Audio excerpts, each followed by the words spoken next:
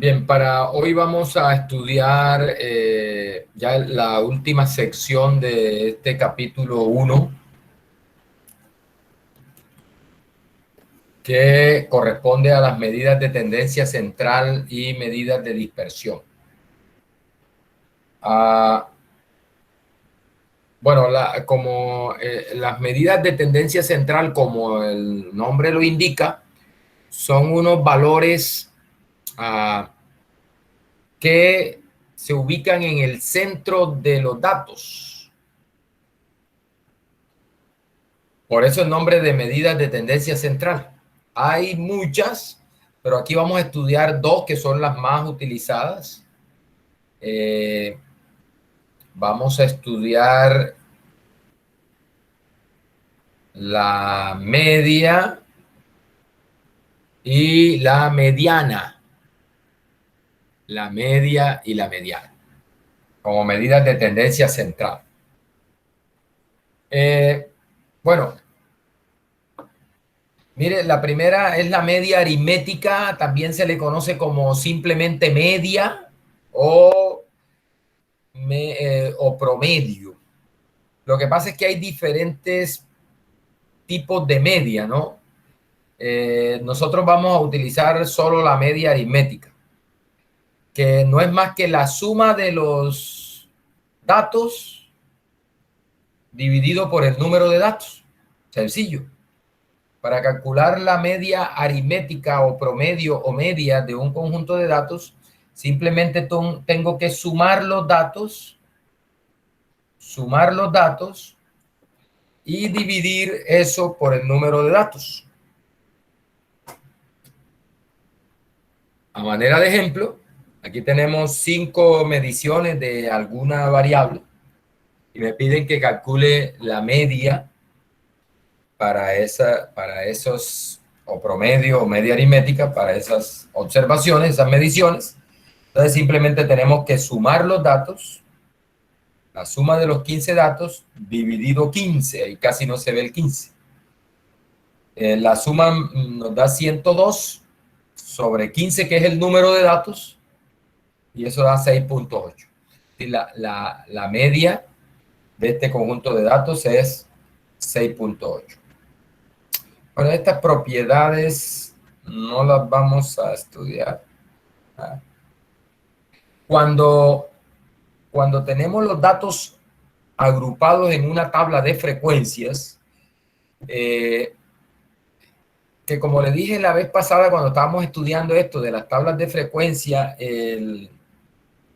esto casi no se usa ya porque como el computador está tan extendido y prácticamente todos tenemos acceso, si no tenemos un computador, por lo menos tenemos acceso fácil a un computador.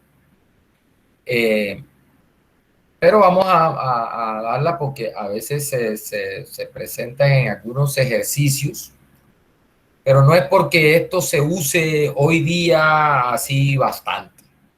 Cuando tiene los datos agrupados en una tabla de frecuencia, uno puede calcular una aproximación del promedio de esos datos que fueron resumidos en la tabla de frecuencia mediante esta fórmula.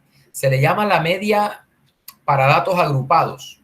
La fórmula dice, toma la marca de clase, recuerde, la marca de clase es el punto medio de los intervalos de clase cuando uno construye las tablas de frecuencia o los histogramas, recuerda, que uno toma el rango completo de los datos y los parte en unos intervalos más pequeños. Entonces, cada uno de esos intervalos se llama intervalo de clase y el punto medio, el punto que está justo en el centro entre los dos límites de cada intervalo, se le conoce como marca de clase. Entonces lo que dice esta fórmula es, mira, toma la marca de la clase y multiplícalo por la frecuencia i, es decir, por la frecuencia de esa clase.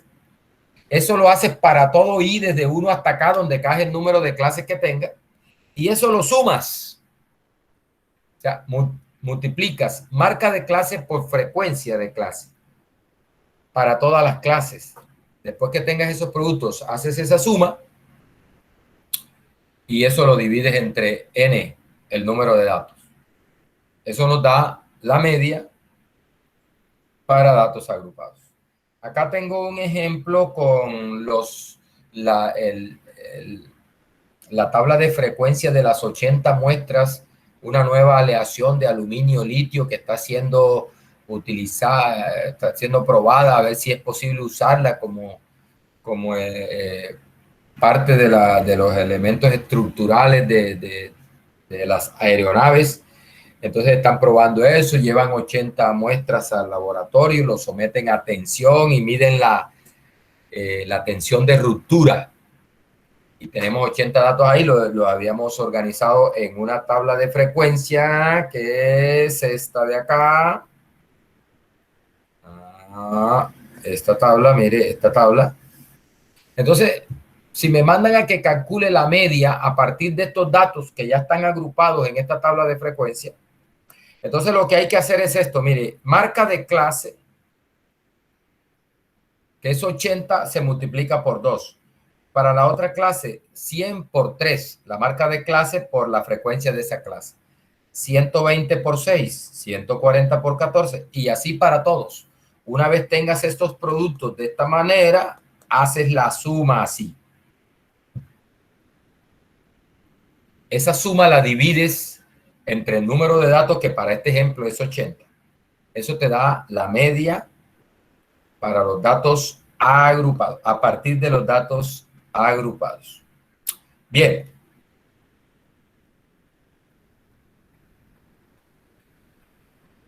La mediana es otra medida de tendencia central. La mediana se utiliza, tiene una ventaja que algunos prefieren usarlas en situaciones donde hay datos extremos. ¿Qué significa eso de datos extremos? Por ejemplo, a veces que uno tiene unos datos y hay un dato muy grande en comparación con los otros, o de pronto un dato muy pequeño en comparación con el resto de datos. A eso se le llaman datos extremos. ¿Qué pasa? ¿Qué pasa con la media? Que la media es muy sensible a esos datos extremos. Eso significa que cuando en un conjunto de datos yo tengo un dato extremo, bien sea muy grande o muy pequeño, la media se deja llevar hacia ese valor extremo. O sea, se deja arrastrar hacia, si el dato es muy grande en comparación con los otros, la media tiende a coger hacia ese dato muy grande, o si es muy pequeño, la media tiende a buscar hacia ese valor más pequeño. Y eso distorsiona la idea de centro de los datos. La mediana es una medida que no tiene ese problema. Se dice que es robusta, fuerte, a datos extremos. Muchachos, ¿cómo definimos la mediana? Bueno, la mediana se define como aquel valor que te parte la distribución de los datos en dos pedazos. Por debajo de la mediana, menores o iguales que la mediana, está el 50% de los datos y por encima de la mediana está el otro 50% de los datos. Un dato que nos divide al conjunto de datos en dos partes, 50% por debajo, 50% por encima. ¿Cuál es el algoritmo? El algoritmo para el cálculo de la mediana. Dice el algoritmo, primer paso, ordene los datos de menor a mayor. Ordene los datos de menor a mayor. Segundo paso, mire si tiene un número par o un número impar de datos. Si el número de datos es impar, tome la observación que está justo en el centro de los datos. Esa observación corresponde, la posición de la observación corresponde a n más 1 sobre 2. Por ejemplo, si tienes 15 datos, como en el ejemplo ese anterior que teníamos 15 datos, la posición donde está la mediana corresponde a 15 más 1 sobre 2. Es decir, 16 sobre 2, que da 8. Ojo, no estoy diciendo que la mediana sea 8. Ese 8 es la posición del dato que va a corresponder a la mediana. Entonces, el dato que esté en la posición 8 será nuestra mediana en caso que tengamos 15 datos, que es un número impar. ¿Bien? En caso que tengas un número par de datos, se toman los dos valores centrales y se promedian esos dos valores centrales.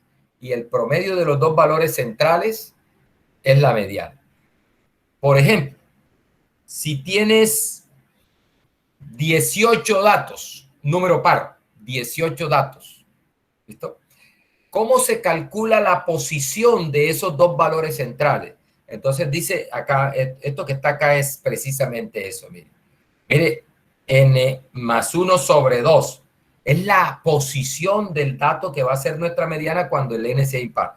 Y cuando el n sea par, los dos valores centrales corresponden a la posición n entre 2 y n entre 2 más 1. Por ejemplo, si tienes 18 datos, n igual a 18. Entonces, los dos datos centrales corresponden a 18 sobre 2, que te da 9, perdón, 18 sobre 2, que te da 9, y 18 sobre 2 más 1, que te da 10. Es decir, 9 y 10 son las posiciones de los datos que vas a promediar para obtener la mediana. No estoy diciendo que promedies a 9 y 10 y esa es la mediana, no señor. 9 es la posición del dato después de ordenarlos. 10 es la posición del otro dato, o sea, de los dos datos centrales. Esos dos datos centrales los sumas y divides entre 2 y eso te da la mediana en caso de que el número de datos sea par.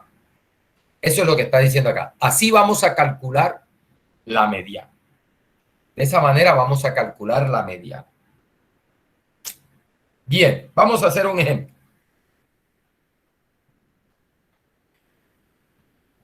¿Quién me ayuda con esto? ¿Cuánto será la mediana de estos datos? Alguien que ahí de rapidito me ayude.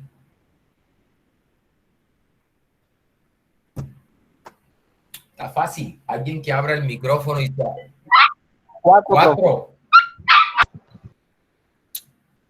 4. Alguien dice 5. Estoy confundido. No sé si es 4 o es 4, 5. A profe. ver, ¿quién vota? 4, 4. profe. Otro voto para, otro voto, 4. otro voto para 4. ¿Quién más? ¿Quién dijo otra cosa? Bien. Ganó el 4 porque la mayoría se impone, ¿no? No, mentira. No es 4, muchachos.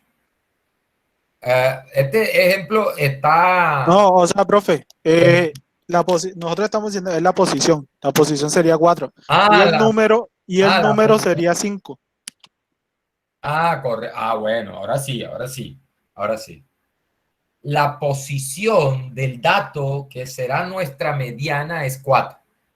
¿Tengo cuántos datos ahí? Tengo 7, ¿verdad? 7 más 1, 8 entre 2, 4. O sea, la posición es 4. Bueno, después de ordenar los datos, ¿a quién corresponde esa posición? Entonces, nótese que corresponde a 5. Por lo tanto, la mediana de estos datos es 5. Es la mediana de los datos. 5. Observe, la mitad de los datos son menores o iguales que 5 y la otra mitad son mayores o iguales que 5. Esa es la definición de mediana. Bien. Otro ejemplo. Con estos datos, mire, obtenga la mediana de estos datos. 9, 2, 7, 11, 14, 6. Entonces, miren que hay 6 datos. Tengo un número par de datos. Entonces, para calcular las posiciones, hacemos esta operación. 6 sobre 2. Recuerde que es n medios.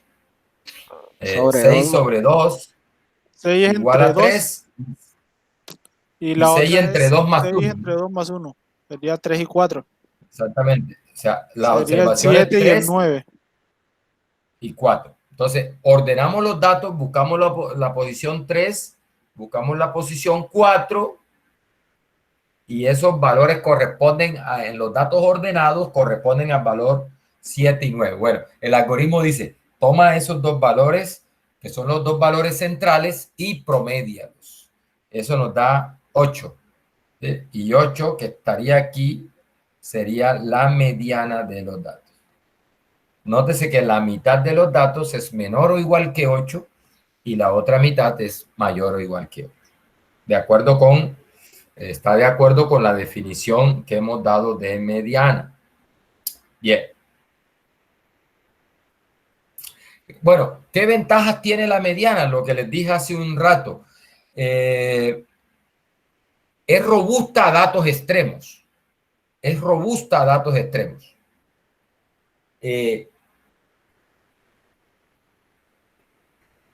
Una desventaja que tiene la mediana, bueno, no es tan difícil calcularla, el cálculo de la mediana no es complicado.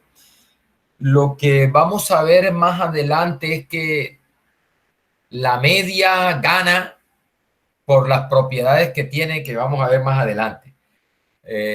Cuando estemos viendo ya la parte de distribuciones de probabilidad y eso, la distribución de la media es una cosa elegante y las propiedades que tiene la media para hacer como estimador son más elegantes que las propiedades que tiene la mediana desde el punto de vista teórico y eso. Pero bueno, cuando hay datos extremos, la mediana tiene su ventaja. Y la ventaja es que ella no se deja influenciar tanto por esos datos extremos. Aquí hay un ejemplo que es un ejemplo exagerado para ver esa propiedad que tiene la mediana. Miren, tenemos unos datos 1, 3, 4, 2, 7, 6, 8. Si tú le calculas la media a estos datos, recuerde que la media es la suma de los datos dividido por el número de datos. La media te da 4,43 y la mediana te da 4. Bien, nótese que la media y la mediana para esos datos están muy cerca, ¿no? Están dando más o menos la misma idea del centro de los datos. Cuando supongamos que tenemos un dato extremo, por eso es exagerado este ejemplo, pero dejémoslo ahí. Este dato extremo en comparación con los otros datos, resulta que la media se explota, vea.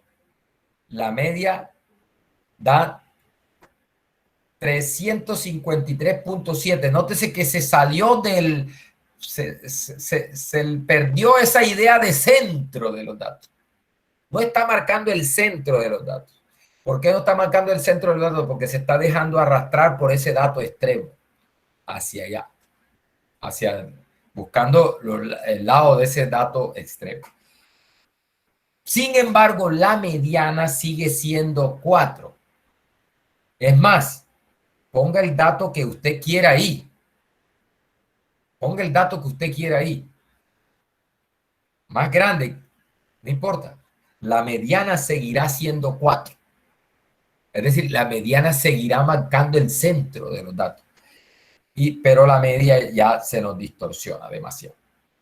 ¿Sí? Entonces nos da una idea errónea de la posición de los datos, del centro de los datos. Recuerden, son medidas de tendencia central, de centro.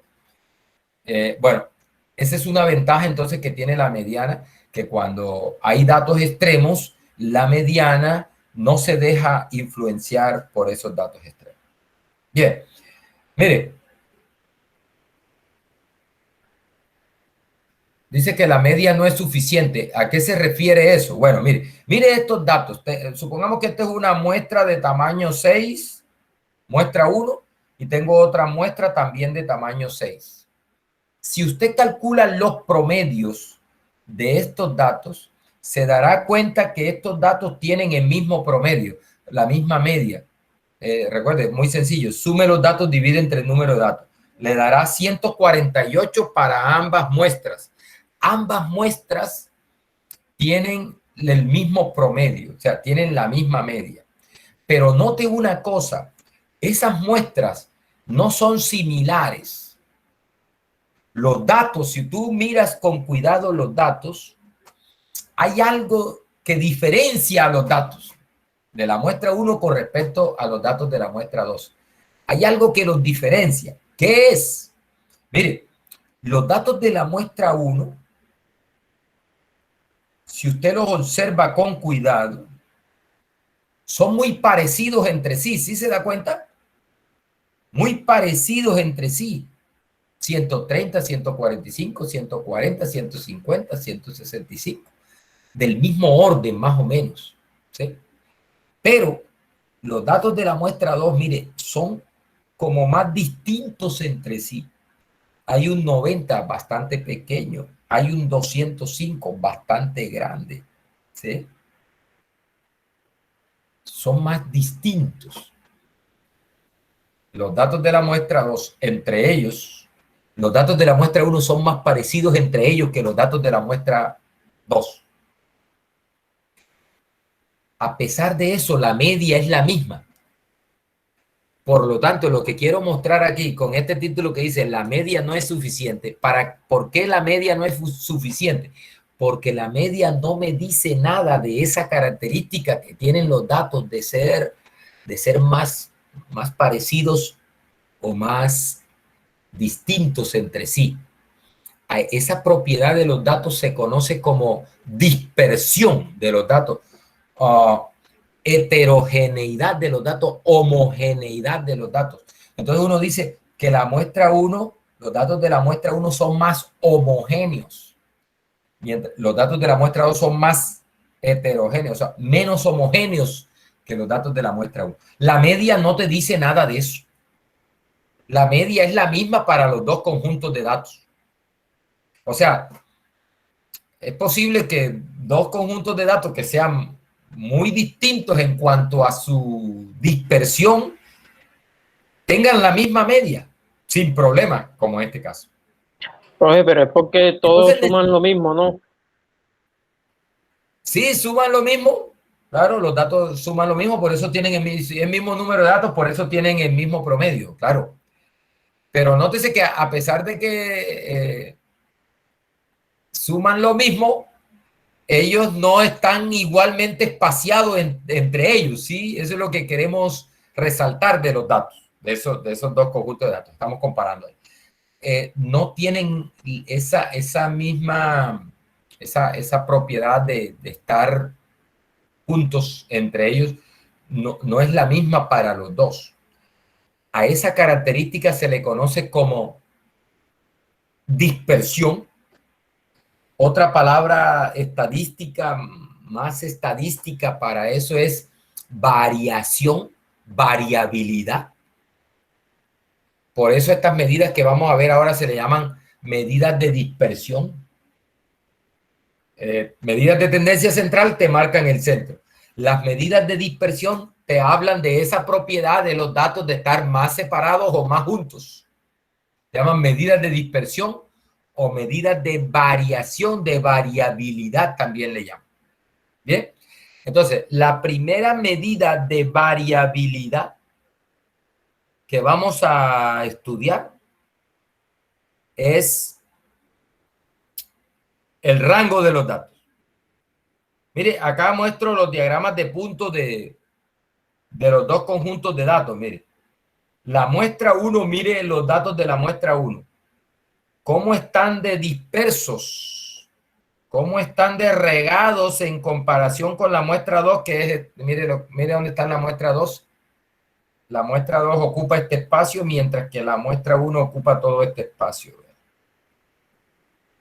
Obviamente, la muestra 2 es más dispersa. Los datos de la muestra 2 están más dispersos. Otra forma de decirlo, son más variables que los datos de la muestra 1. son más heterogéneos que los datos de la muestra 1. Entonces necesitamos unas medidas que me hablen de esa característica de los datos, de ser más dispersos o menos dispersos, más homogéneos o menos homogéneos. Bien, esa característica se llama dispersión y se registra con medidas de dispersión. La primera medida de dispersión que vamos a ver es el rango. Muy fácil, ya lo hemos visto cuando estábamos haciendo el histograma, las tablas de frecuencia. El rango no es más que el mayor de los datos menos el menor. Máximo menos mínimo. Es el rango. Coges el mayor valor de los datos y le restas el menor.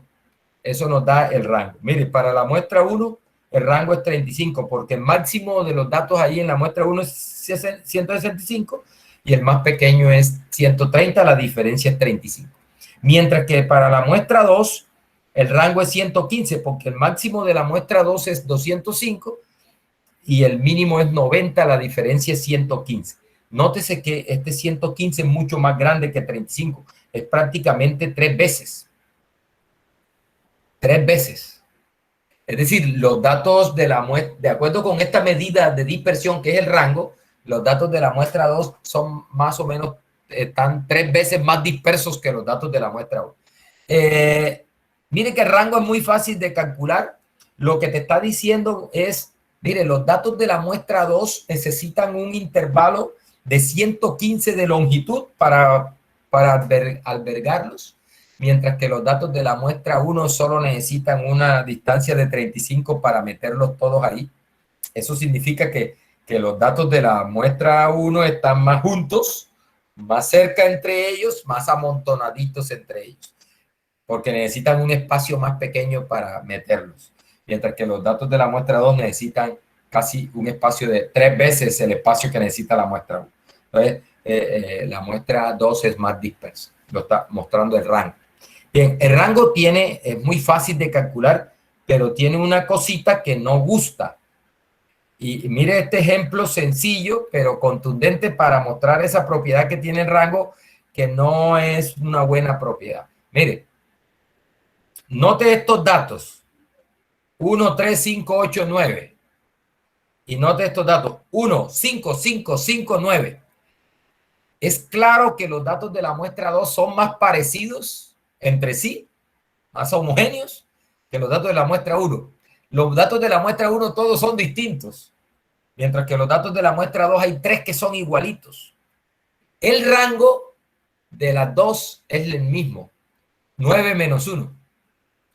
El máximo menos el mínimo. 9 menos 1. 9 menos 1. 8.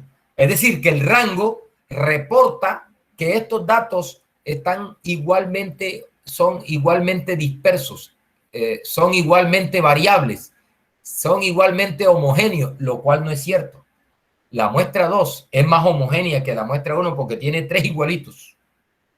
Entonces el rango, ¿qué es lo que pasa con el rango? Está desconociendo esta información que hay en el centro entre el máximo y el mínimo. Hay una información que el rango no está usando en su definición. El rango solo toma máximo, mínimo, hace la resta y listo. No le importa lo que hay en el centro de los datos. Y eso hace que nos reporte una idea errónea, en este caso, de la dispersión de los datos. O sea, para comparar la dispersión de esos datos, el rango no sirve porque el rango te está diciendo que son igualmente dispersos y sabemos que no.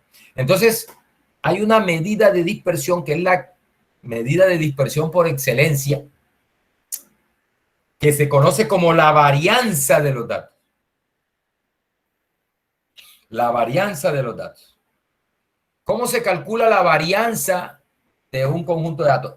La varianza sí tiene en cuenta todos los datos para calcularse. Mire, ¿qué dice la fórmula de la varianza? Primero tienes que calcular el promedio de los datos. ¿Listo? Una vez tienes el promedio calculado, recuerden la media aritmética, coges cada dato y le restas la media y eso lo elevas al cuadrado. Muchachos, otra forma de decirlo es como tomar la distancia que hay del dato a la media y elevarlo al cuadrado. Es equivalente. Eso es equivalente. Es la distancia entre el dato y la media elevado al cuadrado. ¿Mm? Una distancia. ¿Listo? Una vez tienes todas esas distancias al cuadrado, sumas las distancias al cuadrado y divides por n menos 1. Divides por n menos 1. Si no fuera por el menos 1, voy a aquí hacer un ejercicio aquí. Voy a quitar este menos 1.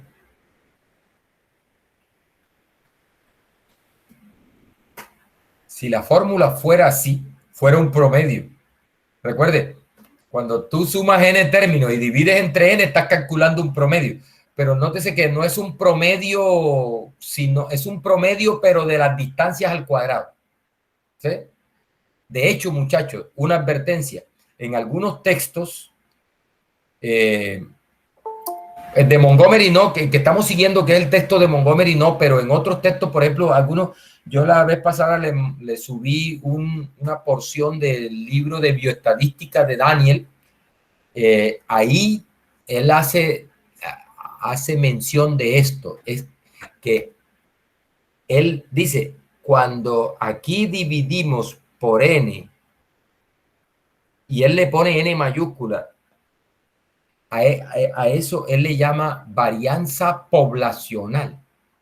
Es como si tú tuvieras toda la población y estás calculando una varianza, pero de la población. Y a esta fórmula, así como está aquí, con n menos 1, en esos textos le llaman varianza de la muestra. Varianza de la muestra. Entonces, a veces la encuentras sin el menos 1 este. Entonces, cuando encuentres eso sin este menos 1, eso le llaman en los textos varianza poblacional. Nosotros, como en la vida real, en la práctica, muy pocas veces tenemos la población. Entonces, nosotros siempre vamos a utilizar la varianza de esta manera, como varianza muestral, con n menos 1. ¿Bien? Pero es bueno verla sin ese menos 1, porque nótese que si no fuera por ese menos 1, fuera un promedio. Es decir, que la varianza en realidad es un promedio, pero un promedio de las distancias al cuadrado. O sea, para calcular la varianza, básicamente lo que hago es promediar las distancias al cuadrado de cada dato a la media. El promedio de las distancias al cuadrado de cada dato a la media se conoce como varianza. ¿Listo? Ya más adelante veremos cuál es la razón del bendito menos 1. Eso es una propiedad que deseable, que esta varianza la vamos a utilizar como estimador para la varianza de la población. Entonces, con el n-1 tiene una propiedad que se llama la propiedad de insesgamiento, que no la tiene si tú le quitas el menos 1. Entonces, por eso se utiliza de esa manera con el menos 1 para garantizar esa propiedad que vamos a ver más adelante. Mire, la raíz cuadrada de la varianza se le llama desviación estándar. Desviación estándar. Tiene la ventaja de que está en las mismas unidades que los datos originales.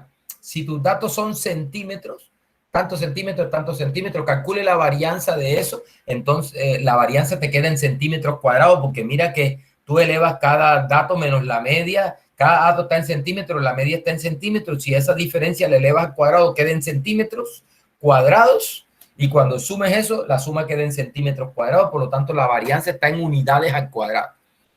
Si les traes la raíz cuadrada, te queda en unidades, las mismas unidades en que está la variable original. Esa ventaja de la desviación estándar. Bien, entonces, una vez tienes la varianza, calcula la desviación estándar, sacando raíz cuadrada. O, si tienes la desviación estándar, la elevas al cuadrado y eso te da la varianza. ¿Sí? Como quieras.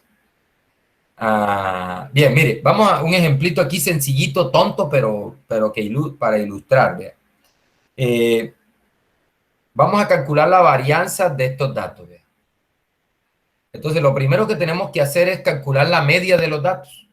Que mire que si tú sumas esos datos, 6 más 4, 10, 17, 22 más 8, 30. 30 suman los datos, ¿no? Entre 5 da 6. O sea que el promedio de estos datos es 6. Tengo 5 datos. Entonces, mire lo que dice la fórmula de la varianza. Toma cada dato, réstale el promedio. 5 menos 6. El otro dato, réstale el promedio. Y vas elevando eso al cuadrado. 8 menos el promedio que es 6, elevo al cuadrado. 7 menos el promedio que es 6, elevo al cuadrado. 6 menos el promedio que es 6, elevo al cuadrado. ¿Listo? 5 menos 6 da menos 1, elevado al cuadrado da 1. 8 menos 6 al cuadrado da 8 menos 6 da 2, 2 al cuadrado. 4 menos 6 da menos 2, menos 2 al cuadrado. 7 menos 6 da 1, 1 al cuadrado. 6 menos 6 da 0, 0 al cuadrado.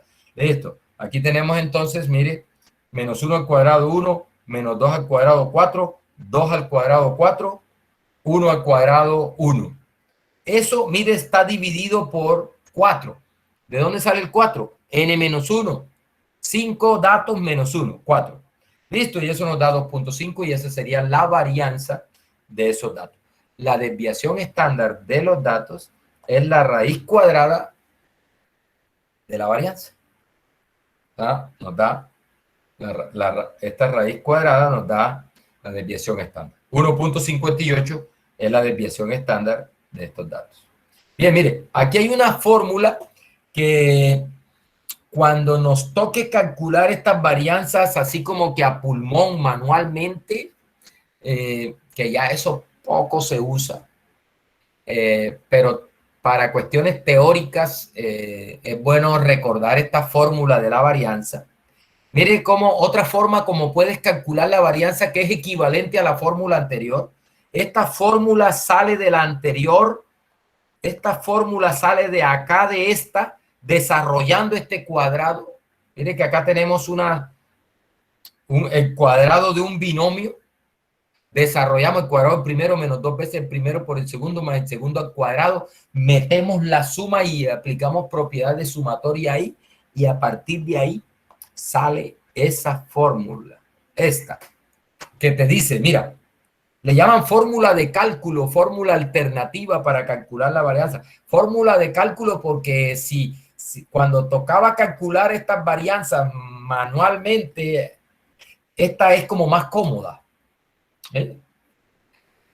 Hoy día eso prácticamente no es una ventaja porque el computador es el que va a calcular esas varianzas. Desde el punto de vista teórico sí que vamos a mirar algunas cosas que uno puede escribir la varianza de esta manera, como esta suma de los y cuadrado menos n y barra cuadrado, y bueno, y unas propiedades que vamos a ver más adelante si utilizamos esta fórmula, pero desde el punto de vista teórico, no tanto para cálculo. Entonces, mire, ¿qué es lo que dice la fórmula? Que cojamos cada dato y lo elevemos al cuadrado.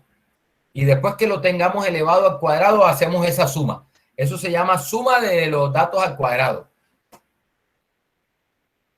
Suma de cuadrados total, le llaman en algunos. Suma de cuadrados total. Y dice, una vez tengas esa suma de cuadrados, le restas n por la media al cuadrado. ¿Sí? Así. Bueno, y obviamente divide entre n menos 1. Vamos a ver un ejemplo. Mire, aquí tengo el mismo ejemplo de los datos anteriores, pero ahora voy a calcular la varianza aplicando esta fórmula. ¿Qué me dice la fórmula? Eleva al cuadrado, eleva al cuadrado, eleva al cuadrado, eleva al cuadrado. 6 al cuadrado, 36. 7 al cuadrado, 4 al cuadrado, 16. 5 al cuadrado, 25. 8 al cuadrado, 64. Listo, aquí tengo los y cuadrado, vea. Suma eso, te da 190. Eso es nuestro y, esto es nuestro, este 190 es esta parte de acá. La suma de los datos al cuadrado. Bien, a ese 190, que es la suma de datos al cuadrado, le resto n, que es 5 por la media, que nos dio 6 al cuadrado. 5 por 36. Ahí está. 190, que es la suma de los datos al cuadrado, menos n, que es 5, por la media al cuadrado. Esto da 36, 5 por 36 da 180, 190 menos 180 da 10, 10 entre 4 da 2.5, nótese que es exactamente el mismo resultado anterior. Bueno, como propiedades de la varianza, voy a hacer énfasis en una que es muy importante. La varianza, muchachos, como es una suma de cuadrados, recuerde que todo número elevado al cuadrado es mayor o igual que 0. A cuadrado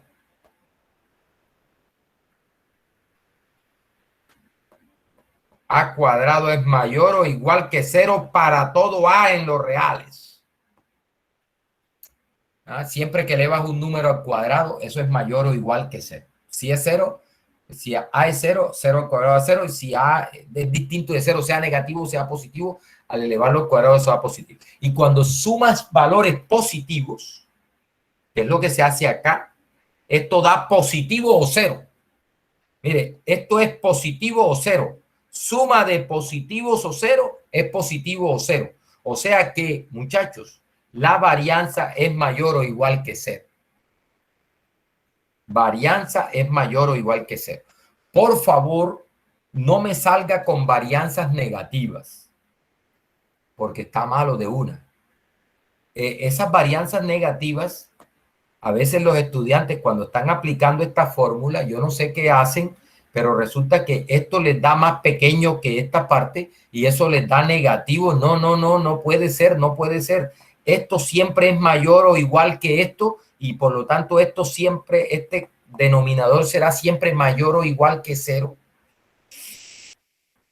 Y el n-1 es, el n, recuerde que es el tamaño de la muestra, el número de datos que tengo, que por lo general es mayor que 1. Si es 1 no se puede calcular la varianza porque da 0, por lo menos la varianza muestral no se podría calcular. Entonces, propiedad de la varianza, muchachos, es mayor o igual que 0. Mayor o igual que 0. La varianza nunca te da negativo. Ojo, ¿cuándo da 0? ¿Cuándo da 0? La única manera en que la varianza te dé 0, nótese que esto es una suma de valores elevados al cuadrado. Hay una propiedad de eso, de esas sumas de elevadas al cuadrado que dice, la única manera que una suma elevada, una suma de valores elevados al cuadrado te da 0 es cuando todos los valores son 0. Es decir, si tú tienes unos valores elevados al cuadrado y esa suma te está dando 0, es porque todos esos valores que están elevados al cuadrado son 0. O sea, todos esos cuadrados son 0 para que la suma de cuadrados de 0. Si estas cosas elevadas al cuadrado te dan 0, es porque cada dato es igual a su media. Es la única manera en que eso pueda ocurrir aquí. Mire, cuando esto da 0, cuando el dato sea igual a la media. Ahora, cuando el dato es igual a la media, cuando los datos son iguales a la media, cuando todos los datos sean iguales. Es decir, cuando no haya variación de los datos. O sea, si los datos no varían, esta fórmula da 0. ¿Cuándo los datos no varían? Cuando son el mismo valor. 2, 2, 2, 2, 2, 2, 2, 2, 2. ¿Cuánto es la varianza de eso? 0. 5, 5, 5, 5, 5, 5, 5, 5. ¿Cuánto es la varianza de eso? 0. ¿Ya? Cuando los valores, todos los valores son iguales. Es decir, que en realidad no estás midiendo una variable, sino que estás midiendo alguna característica constante. Porque si no varía, no es variable, es constante. Entonces, las constantes tienen varianza 0. ¿Bien? Es la única forma en que la varianza nos puede dar 0. Bien, muchachos. Esa propiedad es fundamental, hay que tenerla en cuenta siempre. Bueno, aquí esto sí es importante. Bueno, mire, antes de eso, así como a manera de información. Cuando tiene los datos agrupados en una tabla de frecuencias,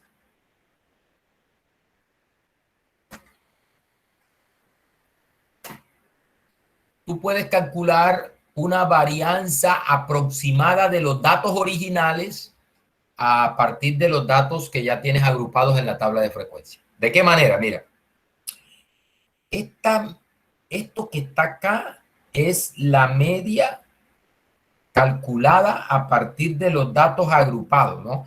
Allá vimos la fórmula sumatoria de los FI por las marcas de clase, ¿no? Sumatoria de las frecuencias de la clase por la marca de clase dividido n. Eso te da la media de los datos agrupados. Bien, entonces mira lo que dice la fórmula para calcular la varianza. Coge las frecuencias de clase y multiplica por la marca de clase, pero elevada al cuadrado. Frecuencia de clase multiplicada por la marca de clase. Haces esa suma y a esa suma de frecuencia de clase por marca de clase le restas n veces la media, que obviamente, como no tienen, seguramente si estás aplicando esta fórmula es porque no tienen los datos en bruto, no tienen los datos originales, sino que ya te los dieron resumidos en una tabla de frecuencia. Entonces calculas la media a partir de también de la tabla de frecuencia. Entonces, a la suma de frecuencias por marca de clase al cuadrado le restas n veces la media que calculada a partir de los datos agrupados al cuadrado. Y eso lo divides por n menos 1 y eso te da la varianza de los datos agrupados. Aquí está un ejemplo, mire. 2, que es la marca de la primera clase allá en la tabla que le mostré al principio, por la marca de clase de la primera clase que es 80, ¿no? Recuerde, el intervalo va de 70 a 90, la marca de clase es 80, punto medio 80, y esa primera clase tiene frecuencia 2. Entonces tomo la frecuencia de la clase multiplicada por la marca de clase. La frecuencia de la clase que sigue, que es 3, multiplicada por la marca de la segunda clase, que es 100. Mire, está elevado al cuadrado. La frecuencia por la marca de clase al cuadrado. Y así sucesivamente, muchachos. Mire, la última clase tiene frecuencia 2 y la multiplicamos por la marca de clase de esa última, de ese último intervalo de clase, que es 240, se eleva al cuadrado. Bueno, y se hacen esas cuentas. Mire que a eso se le está restando, a esa suma de las marcas de clase al cuadrado por la frecuencia, se le está restando n veces la media al cuadrado. Y eso lo estamos dividiendo por 80, que es el número de datos, menos 1. Bien, muchachos, percentiles, cuartiles. En general, a esto le llaman cuantiles. De hecho, vamos a ver la función en R para calcular estos. Es así, cuantiles, con Q. Bien, ¿qué son los percentiles? ¿Qué son los cuartiles? Vamos a empezar con los cuartiles. Vamos a empezar con los cuartiles. Y si entienden lo de los cuartiles, entienden los otros, ¿no? Los percentiles en general. Mire,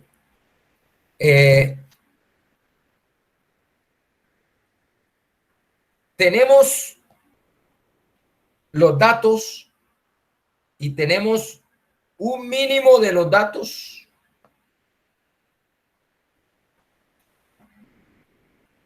Vamos a ver, 1, 2, 3, 4, 5, 6, 7, 8. Bien, y tenemos un máximo de los datos.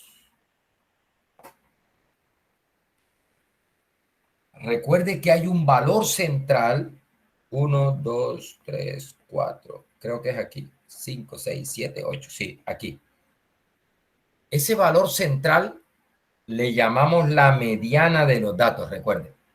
La mitad de los datos están por debajo. O sea, entre mínimo y la mediana tengo el 50% de los datos.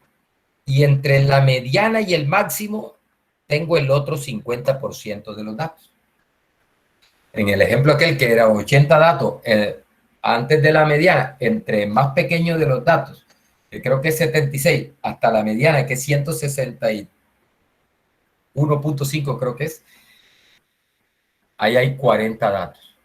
Y de la mediana de esos datos hasta el máximo de los datos están otros 40 datos. La suma de esos dos te da 80. Ahí están los 80 datos. Listo.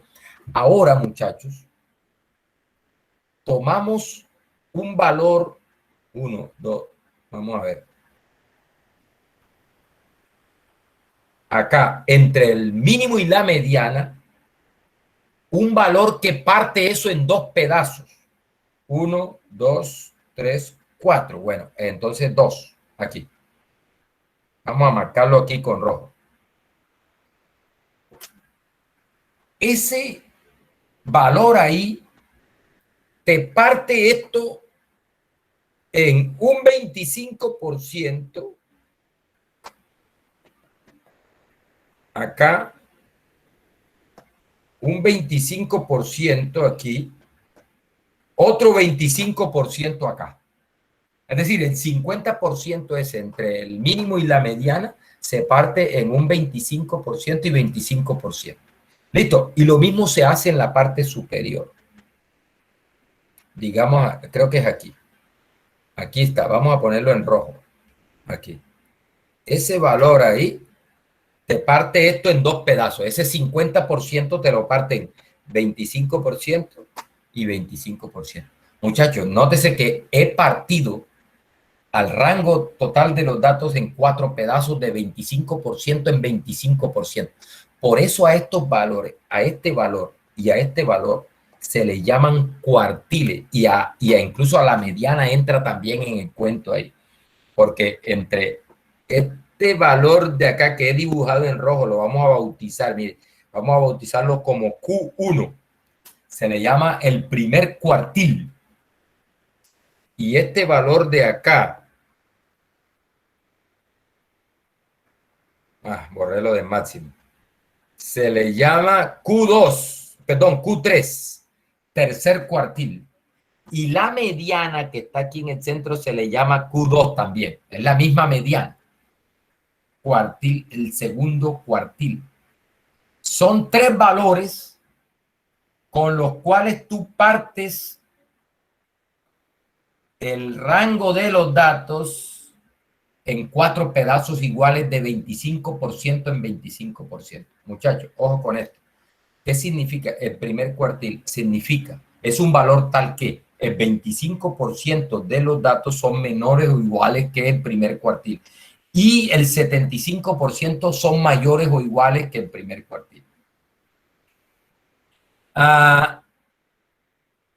La mediana es un valor tal que el 50% está por debajo de la mediana y el otro 50% está por encima. El tercer cuartil, definición, es un valor tal que el 75% de los datos son menores o iguales que el tercer cuartil y el otro 25% son menores o iguales que el tercer cuartil. ¿Ya?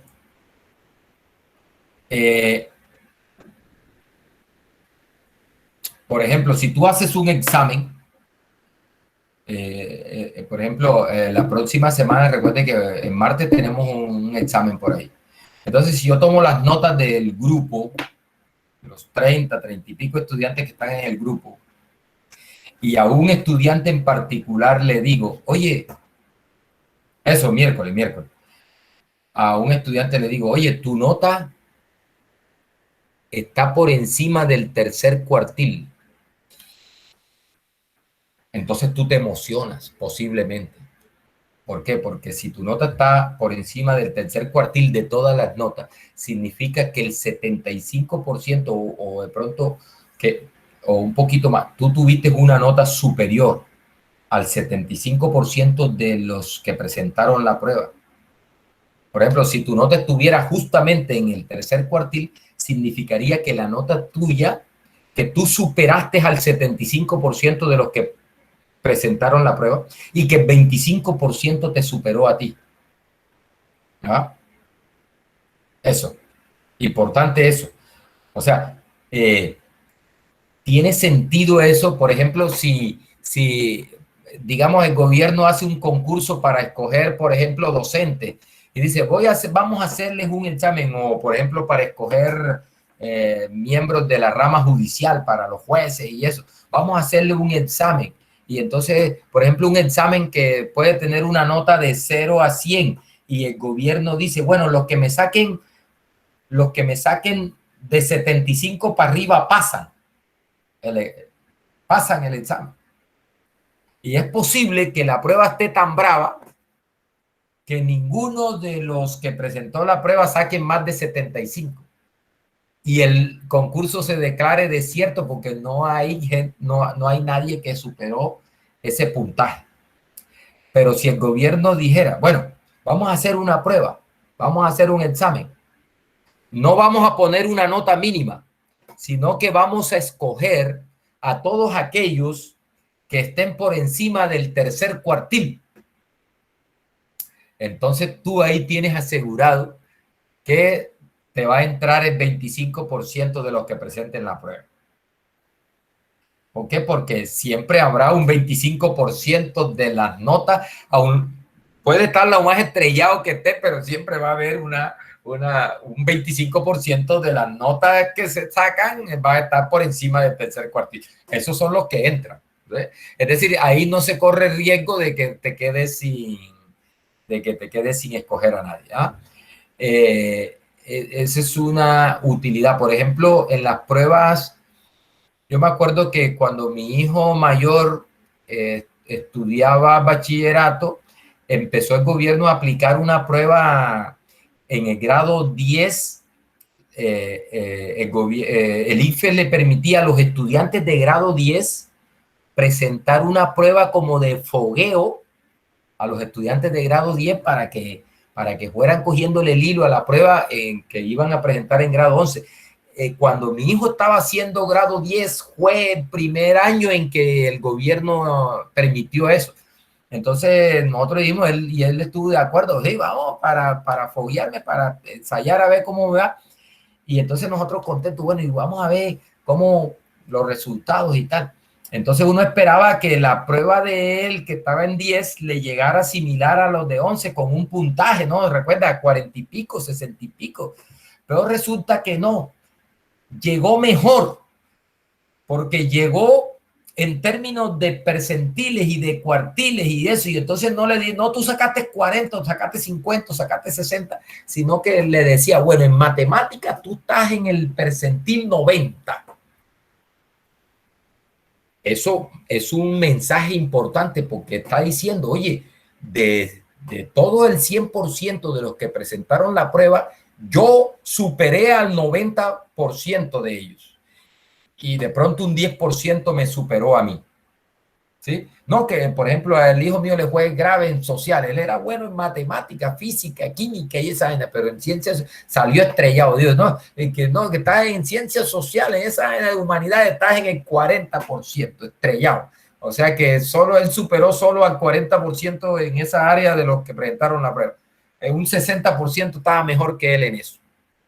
Entonces mire que es una información útil porque es que te permite compararte con respecto al resto de datos de una manera relativa al conjunto de datos. Bien, entonces son importantes estas cifras, ¿no? Estas estadísticas. Bien, muchachos, ahora sí, vamos a ver cómo calculamos esos cuartiles. Bueno, antes, muchachos, así como existen cuartiles, también hay unas que se llaman deciles. Que esos son valores que te parten de 10% en 10%, 0 a 10%, 10 a 20, 20 a 30, 30 a 40. Es decir, te parten todo el rango de los datos, te parten el conjunto de datos en 10 pedazos iguales de 10% cada uno. Se llaman deciles.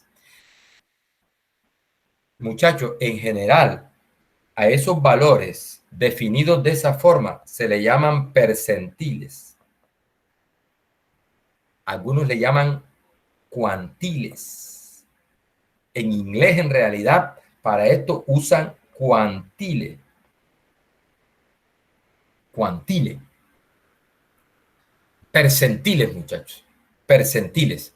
Por ejemplo, cuando ve el percentil 18, definición. El percentil 18 es un valor que el 18% de los datos es menor o igual que él y el restante es mayor o igual que él. No, que el percentil 85, listo, es un valor tal, 85% de los datos son menores o iguales que ese valor y el restante 15% es mayor o igual que ese valor. ¿Bien? Eso es la definición.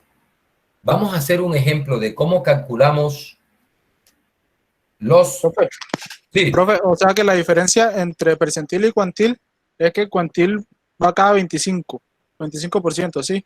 Y entre los percentil, percentil, y de entre los cuartil, percentiles, ajá, sí. El nombre cuartil es porque es de 25 en 25. ¿Listo? ok, o sea, de cuarto. Y, De cuarto, exactamente. y el percentil es de 10 en 10. Decil es de 10 en 10. Ah, ok. Y Y el- percentil es el nombre general de eso. Por ejemplo, el primer cuartil corresponde al percentil 25. ah, ok. Tercer cuartil corresponde al percentil 75. El segundo decil corresponde al percentil 20. Es decir, que todo lo vamos a ver ahora en términos de percentiles, el ejemplo que tenemos acá. Mire,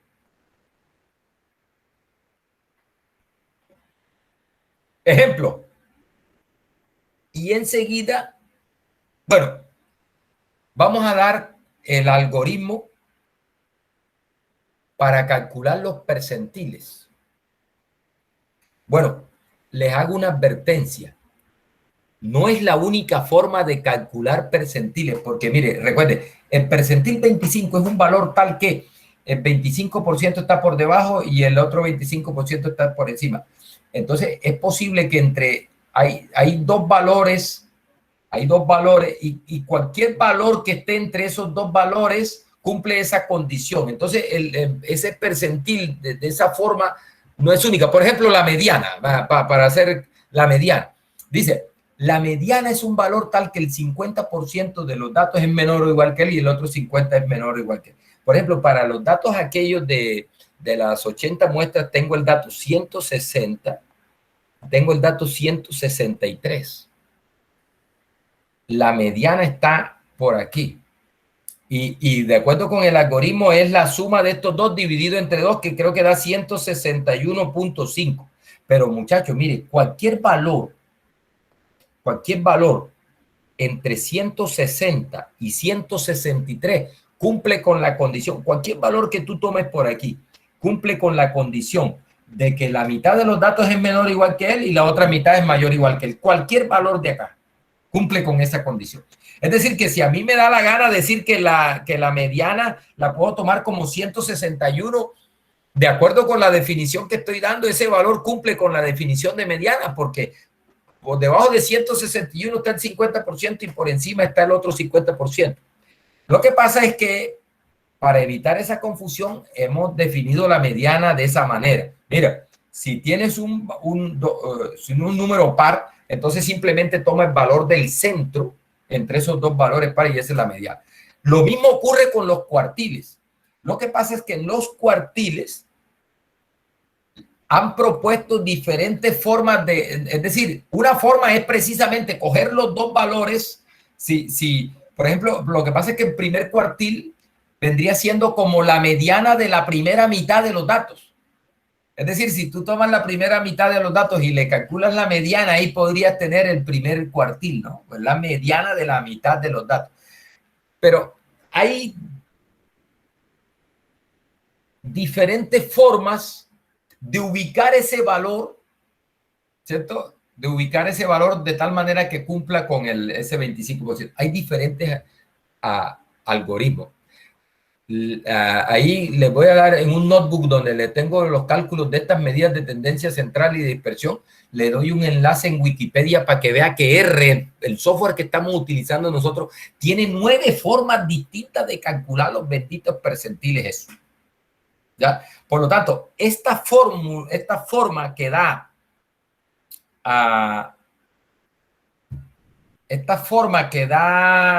Montgomery aquí en el libro es solo una forma.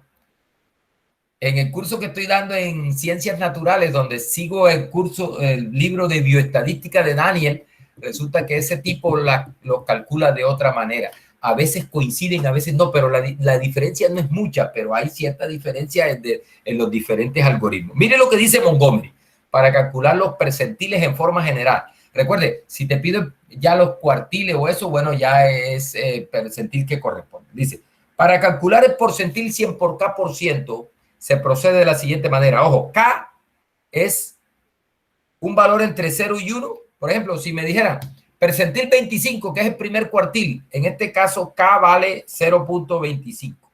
De tal manera que 100 por 0.25 me da 25%. ¿Listo? Entonces, mire lo que dice Montgomery. Primero, ordene los datos de menor a mayor. Segundo, calcule N por K. Recuerde, K es el valor que te identifica en percentil. Es un valor entre 0 y 1. N por K. ¿Ya? Donde N es el número de datos y K es el valor del percentil. No, que el percentil 18, entonces K es 0.18. No, que el percentil 80, entonces K es 0.80. No, que el percentil 55, K es 0.55. Bien, ahí está. Listo. Entonces mira lo que dice Montgomery.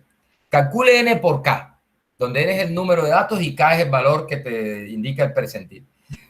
Hay dos posibilidades.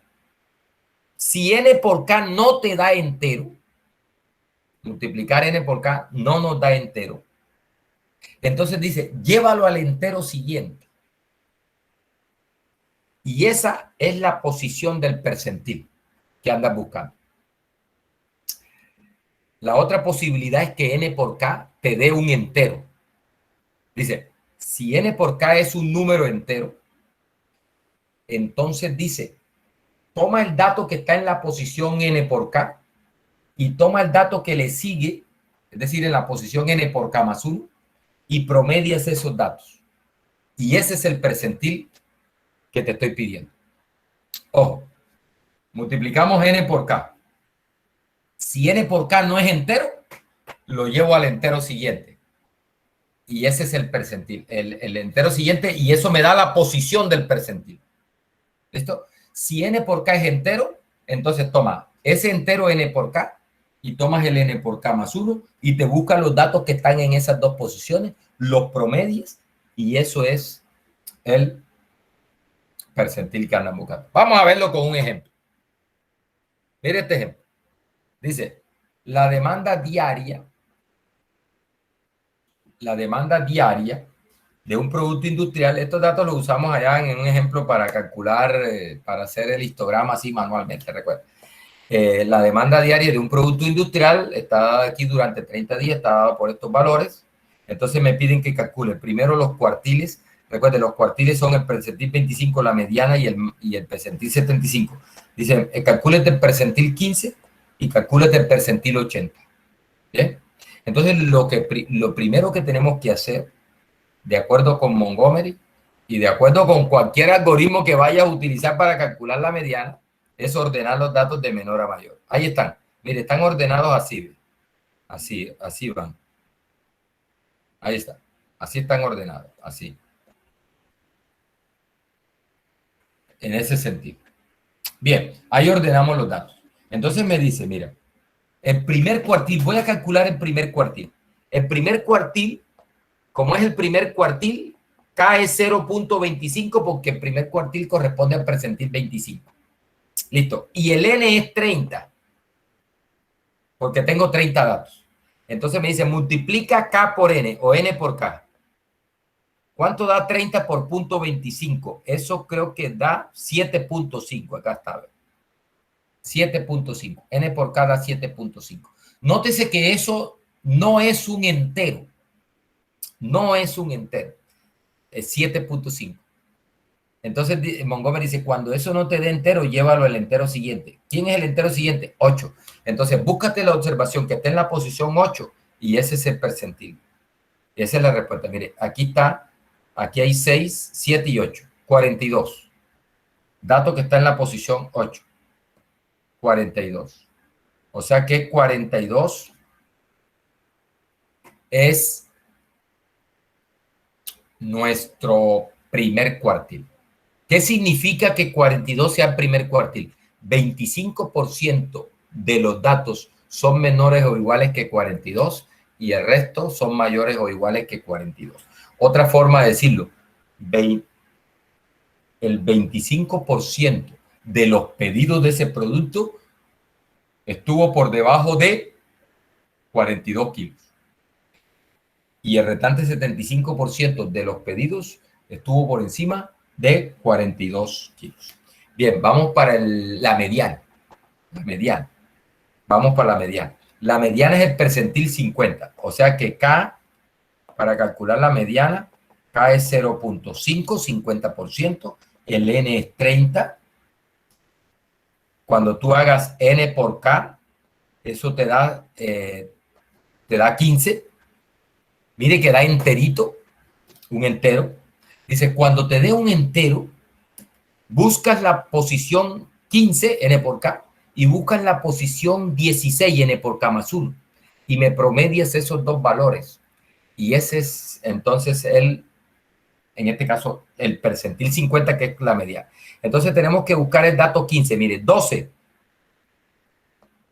13, 14 y 15, 51. Y el dato 16 es 52. Tomamos a 51 más 52, lo sumamos y dividimos entre 2. Da 51.5. Y 51.5 sería la mediana. Listo. Tercer cuartil. La misma cosa. Para el tercer cuartil, K es igual a 0.75. N es igual a 30. ¿Cuánto nos da N por K? Nos da 23. Ah, no, perdón. 22.5. Nos da N por K en este caso. Ojo, 30 por 0.75. Da 22.5. No es entero. Entonces Montgomery dice, llévalo al entero siguiente, que es 23. Y busco la observación 23. 1, 2, 3, 4. Aquí está la observación 24. 6 por 4, 24. La observación 23 es 61. O sea que el tercer cuartil es 61. Repito, ¿qué significa que el tercer cuartil sea 61?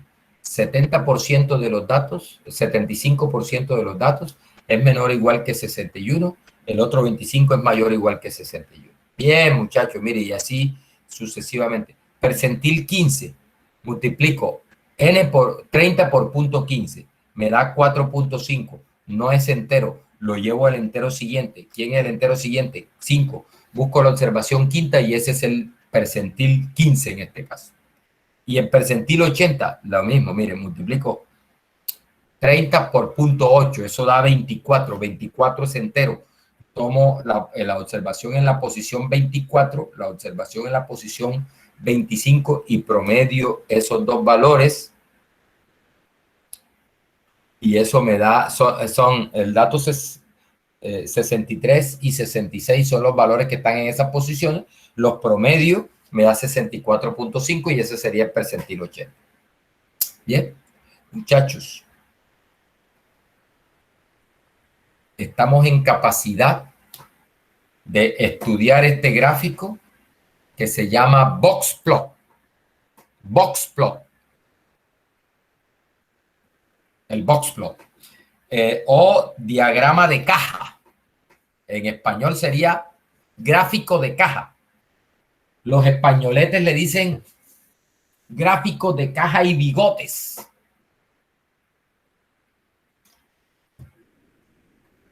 Gráfico de caja, los gringos le llaman box plot. Box plot. Mire, para hacer el box plot, muy sencillo.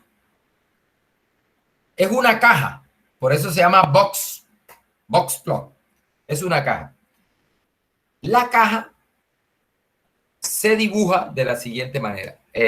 Mire, la caja es en este sentido, ¿oyeron? En este sentido. Así no. Así no dice nada. No dice nada. En el sentido del eje horizontal no dice nada la caja. La caja se construye es en el sentido vertical. Por eso mire que acá está la escala, ¿no? De una escala. Bueno, mire. El límite inferior de la caja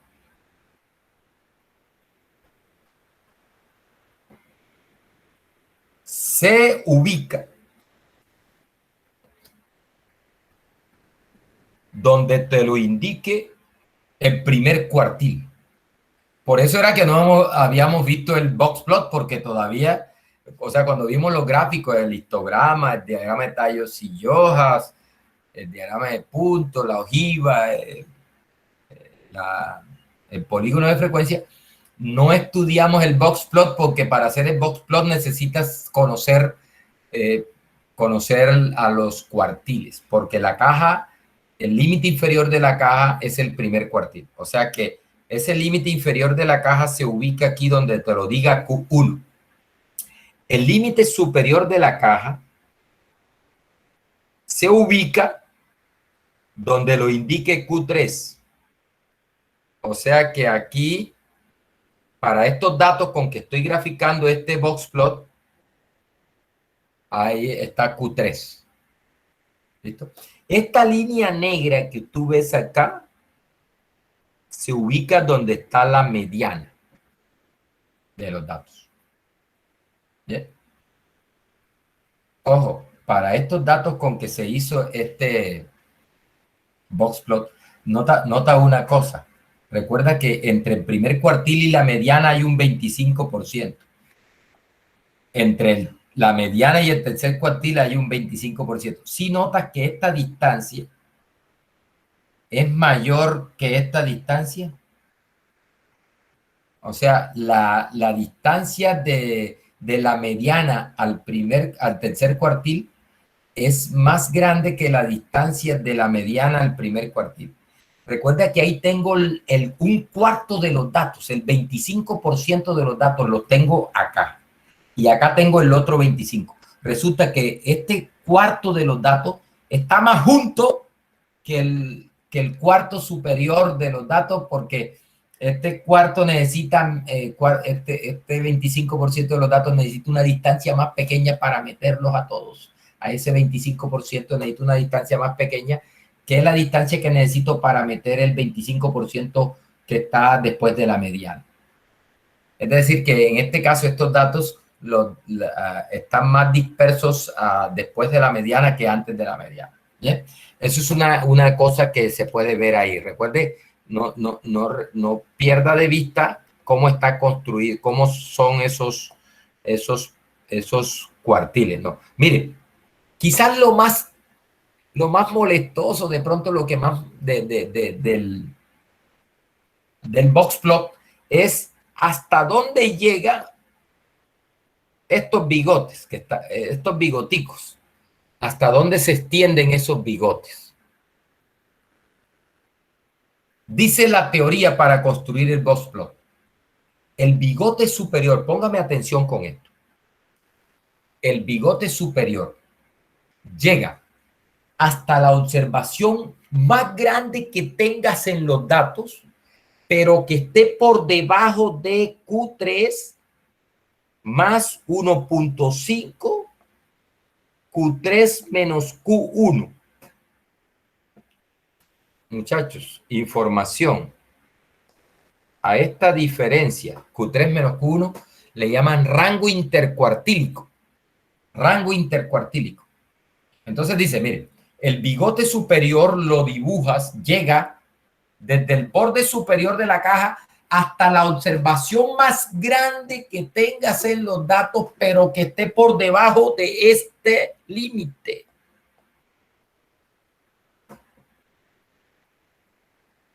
¿Sí? No puede pasar de ahí. La observación más grande que esté por debajo de ese valor. ¿Listo? Y el bigote inferior, dice la teoría, llega hasta la observación más pequeña que tengas en los datos, pero que esté por encima de Q1 menos Q menos 1.5, Q3 menos Q1. Entonces tú calculas Q1. Bueno, tienes que calcular los cuartiles, Q1 y Q3. ¿Cierto? Entonces hace la cuenta. A Q1 le resto 1.5 multiplicada por el rango intercuartílico. Ahí yo tengo un valor. Me busco en los datos la observación más pequeña que esté por encima de ese valor que me da ese límite. Hasta la observación esa más pequeña, por encima de ese límite, extiendo el bigote inferior. Y el bigote superior, calculo Q3 más 1.5 por el rango intercuartílico. Eso me da un valor. Busco la observación más grande que tenga los datos, pero que está por debajo de ese valor, y hasta ahí llevo al bigote superior. Las observaciones que se salgan de esos límites se marcan en el box plot Mírela. Mírela. Ese puntico que está ahí no es un suscito ni nada, no. Eso es que hay un dato, en estos datos con que se dibujó ese box plot, hay un dato que está por encima de ese límite que impone el Q3 más 1.5 Q3 menos Q1. Es decir, ese puntico es un dato que superó ese límite.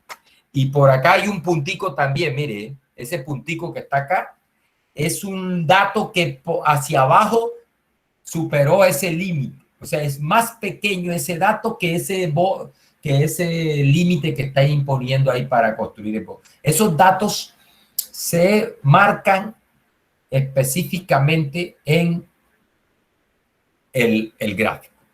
¿Bien? Bien. Ahí está. Bueno, mire, una utilidad tremenda del box plot. Aquí tengo dos muestras y estoy haciendo el box plot de las dos muestras y lo estoy colocando en un mismo sistema de coordenadas. Nótese que esas muestras en cuanto a posición están similares. Recuerde que la línea negra del centro es la mediana, o sea que esas dos muestras tienen prácticamente la misma mediana y posiblemente la misma media, ¿no? Recuerde que cuando no hay datos atípicos, la mediana y la media están muy cercanos, ¿no? O sea, en cuanto a centro, esas dos muestras son muy similares. Pero nota que la muestra 1 tiene una caja más pequeña del box plot que la muestra 2. La muestra 2 tiene un box plot más largo. Eso nos habla de la dispersión de los datos. Entonces, inmediatamente uno se da cuenta, la muestra 2 es más dispersa que la muestra 1, sin calcular las medidas de dispersión. Recuerde que si simplemente el gráfico te da cuenta de la dispersión de los datos. Entre más grande sea la caja y más grandes los bigotes, más largos los bigotes, más dispersos. Entre más corticos sean los bigotes, menos dispersos. Entonces, si tú estás comparando dos conjuntos de datos y estás viendo que con un box plot te da más largo que el otro, entonces el que tenga el box plot más largo son datos más dispersos. Recuerde que esos datos, recuerde, el box plot más largo lo que te está diciendo, mira, estos datos necesitan una distancia más grande para meterlos todos. Recuerde que prácticamente entre esos dos límites que está imponiendo el Q3 más 1.5, Q3 menos Q1 y Q1 menos 1.5, Q3 menos Q1, prácticamente ahí está el 100% de los datos, ¿sí? Unos cuantos datos, mire que en ese gráfico, por ejemplo, aquí hay tres daticos que estos tres daticos se salen de esos límites, solo tres daticos. Y acá hay un datico que se sale de esos límites. Prácticamente el 100% de los datos está entre el límite inferior del bigote y entre el bigote inferior y el bigote superior.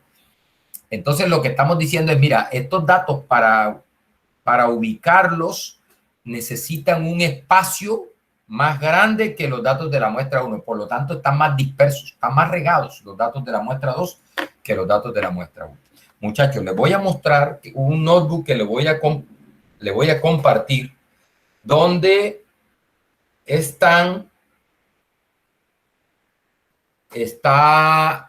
cómo se calculan todas estas cosas que acabamos de ver, cómo se calculan con R. Con los mismos datos que traemos de allá, los datos del experimento 1 y el experimento 2 del ingeniero que está probando la mezcla y le echa un polímero y tal, y los datos de las 80 muestras, les calculo todas esas cosas y creo que ahí incluyo otro, se llama medidas de tendencia central y dispersión. Acá está. Esto le voy a compartir el enlace a este. Secre, ¿me recuerdas en caso, sí estará mi Secre por ahí? ¿Me recuerda en caso sí, señor? Bueno, en caso que se me olvide, me recuerdas para poner este enlace, para mandarte el enlace para que puedan ver esto. Mire, es el mismo ejemplo del experimento 1, experimento 2, el ingeniero que está probando si adicionar un polímero a la mezcla afecta la resistencia del material y toda esa cosa. Me manda que calcule la resistencia media de cada uno de los experimentos, calcule la mediana de cada uno de los experimentos, que calcule rango de cada uno de los experimentos, la varianza, desviación estándar, coeficiente de variación, se me olvidaba. Coeficiente de variación se define como la desviación estándar de los datos sobre la media de los datos multiplicado por 100. A eso se le llama coeficiente de variación y también es una medida de dispersión. Cuando tú le calculas el coeficiente de variación a dos conjuntos de datos, el que tenga un coeficiente de variación más grande es más disperso. El que tenga el coeficiente de variación más pequeño es menos disperso, más homogéneo. Bien, me piden que calcule el primer cuartil y el tercer cuartil. Bien, mire. Ingreso los datos del experimento 1. Ahí están los datos, ya saben cómo se ingresa. C, bueno, la flechita de asignación, ahí también se puede usar el igual. C, paréntesis y los datos separados por coma. Bueno, esto no es necesario, solamente para escribir la suma es tanto. Mire, ¿cómo se calcula la suma? Con la función sum, aquí. Ahí está. Esa es la suma. ¿Cuántos datos tengo? Len del vector. Y aquí estoy como calculando la media pulmón. Ahora la hacemos, hay una función para calcular la media. Este es como para meter mono ahí, la media calculada pulmón. Suma de los datos dividido entre el número de datos. Mire, ahí está. La suma de los datos del experimento 1 entre el número de datos del experimento 1. Ese cociente nos da la media. Mire, ahí está. La suma es 167.64, n igual 10 y la media es 16.674. No, pero ¿para qué complicarnos la vida? Mire, hay una función que se llama min, media. Le entrego el vector donde tengo los datos y ahí enseguida te entrega la media. La mediana se calcula con median. Le entregas el vector y te regresa la mediana. Nótese que en estos datos, mire, la media y la mediana están muy cerquita. 16.72 es la mediana y la media es 16.76 para el experimento. Las medidas de dispersión, el rango. No hay una función para calcular el rango así directamente, pero mire que no es difícil, es el máximo menos el mínimo. Simplemente el máximo del vector menos el mínimo del vector, bueno, nos da 8.5999. Podemos tenerlo como, perdón, 0.859, 0.86. La varianza, mire, var es la función para calcular la varianza. La varianza del experimento 1 es 0.1.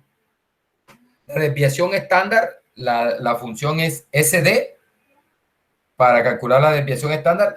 También, si quieres complicarte la vida, es la raíz cuadrada de la varianza. Recuerda, raíz cuadrada de la varianza. Calcula la varianza, le trae la raíz cuadrada y esa es la desviación estándar. Mire, para el experimento 1, la desviación estándar es 0.31.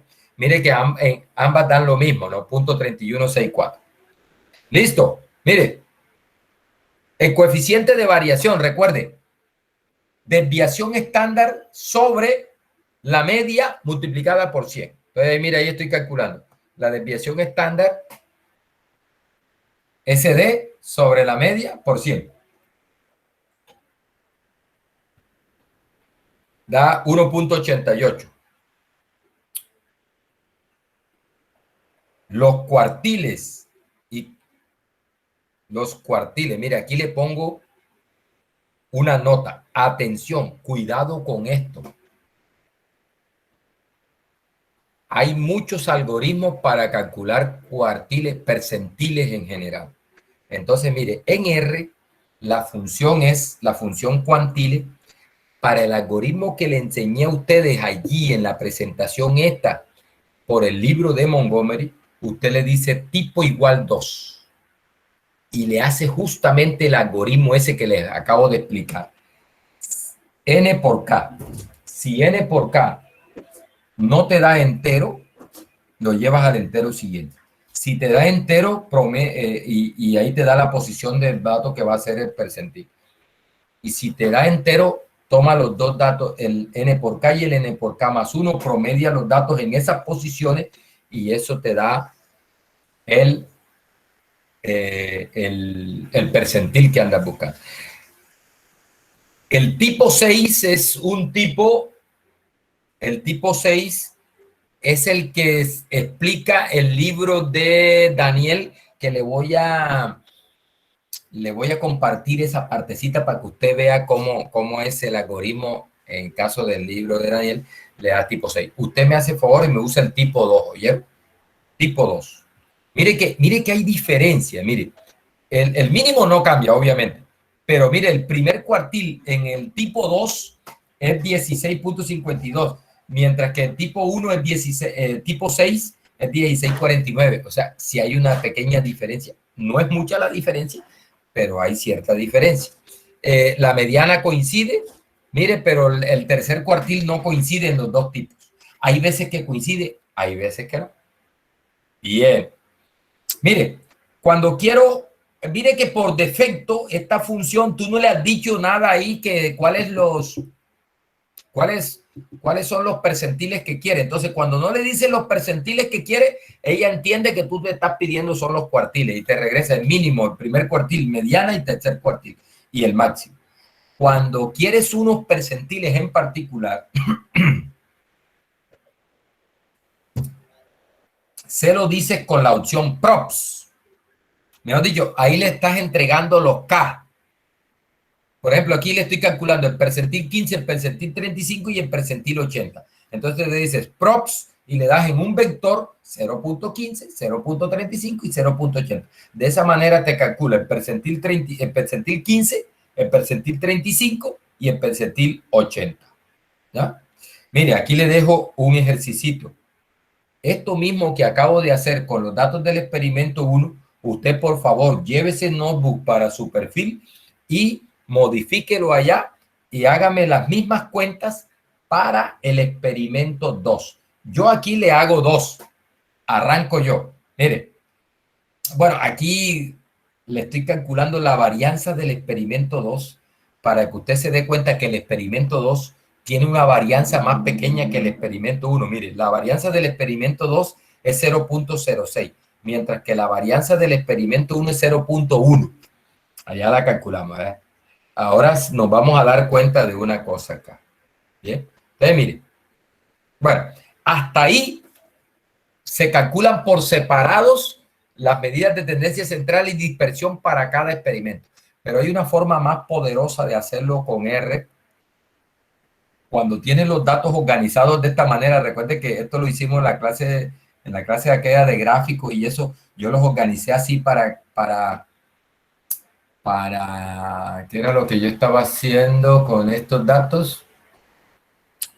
Para dibujar el diagrama de puntos en el mismo sistema de coordenadas. Los organicé así. Mire, es una columna que tiene los datos y otra columna que tiene un factor, una indicadora que dice a qué experimento corresponde cada dato. Mire que los 10 primeros datos corresponden al experimento 1 y los 10 que siguen corresponden al experimento 2. Mire, entonces los tengo acá guardados en este data, se llama datos, así. Es un data frame, tiene dos columnas, la columna de los datos y la otra columna que es un factor que clasifica los datos.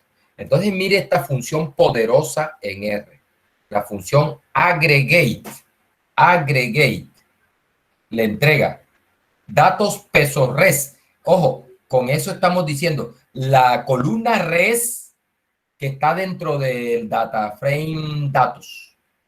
Le digo by es por, y le digo por qué variable quiero calcular en la función que quiero calcular acá. Le digo, para la variable res, por la variable exp, que es la variable que tiene la indicadora del experimento, por favor, calcúlame la media. Esa es la función. ¿Sí? Entonces le estoy diciendo, para los datos que están en la columna res del datos, por cada nivel de la columna experimento, calcúlame la media. Muchachos, y ahí lo repite usted para todas las otras funciones, la misma cosa. Mire, ahí está. Experimento 1 tanto, experimento 2 tanto. La mediana, lo mismo, muchachos. Simplemente cambias la función. Mediana. Experimento 1, experimento 2. Ve, ahora no quiere rodar. Ahí está. Medidas de dispersión, igual, mire, la varianza. Ahí está. Varianza 1, varianza del experimento 1, varianza de un solo trancazo. De un solo trancazo. ¿Sí? Le digo, agregué. ¿Sí? La variable a la que le quiero calcular, por qué factor lo quiero calcular y qué función le quiero aplicar. Y listo. Bien. Lo mismo. Mire, aquí está chévere porque me escribí una función que calcule el rango. Mire cómo se definen las funciones en R. Rango, la llamé así, rango, mi rango. Función. Y toma el vector X y me calcula max de X menos min de X. Ya. Entonces mire que aquí esta función agregué y es chévere porque acá en fun te acepta funciones definidas por ti. Entonces mire, aquí le estoy diciendo lo mismo con la función rango. Es decir, calcúlame rango para cada coeficiente de variación. Me hice una funcioncita que calcula el coeficiente de variación. Le entrego el vector X, SD de X sobre media de X por 100. ¿Listo? Ahí está. Ahí está. Mire, el experimento 1 tiene un coeficiente de variación de 0.88, mientras que el experimento 2 tiene uno de 1.38. Ahí el experimento 1 está más disperso, es más heterogéneo los datos del experimento 1 con los datos del experimento 2. Bueno, mire, aquí les grafico el box plot.